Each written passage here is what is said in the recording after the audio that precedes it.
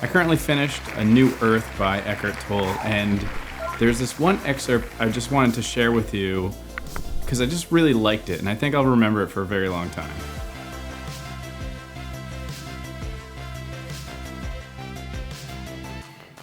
So instead of regurgitating this, I decided to just write it down. I'm going to read it for you word for word.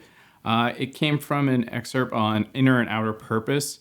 However, I feel like this is just a concept in itself that can be applied to many awakenings of perspective or some sort. So it goes like this.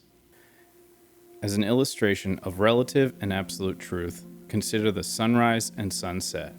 When we say that the sun rises in the morning and sets in the evening, that is true, but only relatively. In absolute terms, it is false. Only from the limited perspective of an observer on or near the planet's surface does the sun rise and set. If you were far out in space, you would see that the sun neither rises nor sets, but that it shines continuously.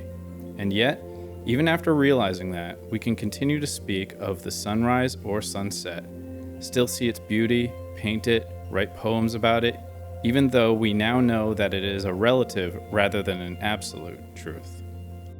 And I really love this because it just says so much. I mean, talking about perspective in such a realistic term and pointing out that it is a truth in itself, however, it's not the absolute truth. And it's really important to remember that things aren't exactly how you see them. They are kind of both. And it's important to know that so you can go on if it's a problem or something beautiful.